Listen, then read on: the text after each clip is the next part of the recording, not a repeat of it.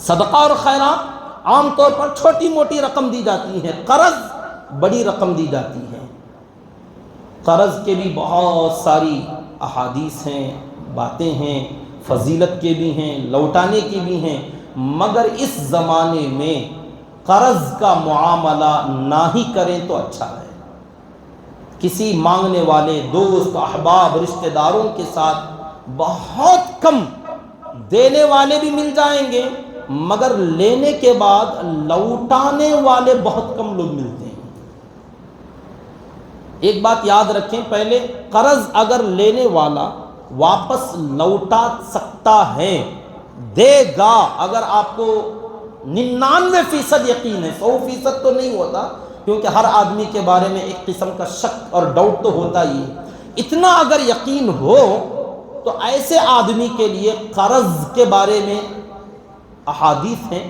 ایک حدیث ہے، اللہ کے نبی صلی اللہ علیہ وسلم نے فرمایا کہ صدقہ دینے سے افضل ہے کسی کو قرض دینا۔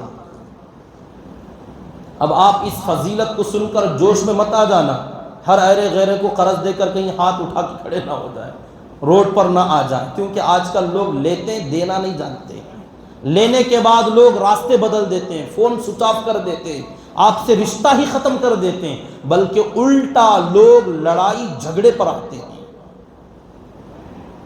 کیونکہ لوگوں کی وہ صلاحیتیں نہیں رہیں، تربیت لوگوں کی ایسی نہیں رہی۔ ماں باپ نے اپنی اولاد کو حرام کھانے سے اتنا پرہیز نہیں کرایا، ہرچہ آیت در گھسیٹ عام باشد کے کبیٹ کا معاملہ بچپن سے چلتا ہوا آیا ہے کہ جو ملے کھاتے چلے جاؤ، حرام ہو کہ حلال کوئی پرواہ مت کرنا۔ اب یہ اولاد جب بڑی ہوگی تو کیا قرض، کیا صدقہ، کیا زکوٰۃ، کیا امانت، سب ایک ہی لسٹ میں ڈالتے اور کھاتے چلے جاتے ہیں، لینے کے بعد دینے کا سوال نہیں ہے۔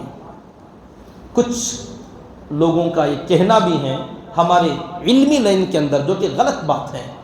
کتابوں کے بارے میں جب ہم طلبہ تھے، کتابیں بہت اہم، بہت بڑی دولت ہوا کرتی تھی، تو اس کے بارے میں ایک ایسا ہی لوگ کہاوت جسے کہتے ہیں مقولہ، چٹکلے کے طور پر، کہ کوئی آدمی کسی سے کتاب مانگے تو مانگنے پر کتاب دینے والا بے وقوف ہے۔ یہ ہمارے فیلڈ کی بات بتا رہا ہوں، اب آپ ہی سمجھ لیجیے، پیسے آپ سے مانگے تو مانگتے ہی آپ نے اٹھا کر دے دیا تو کہتے ہیں دینے والا بے وقوف ہے۔ آگے کا جملہ اس سے بڑا خطرناک کہ جو لے کر چلا گیا واپس لا کر لوٹا دے، یہ اس سے بڑا بے وقوف ہے۔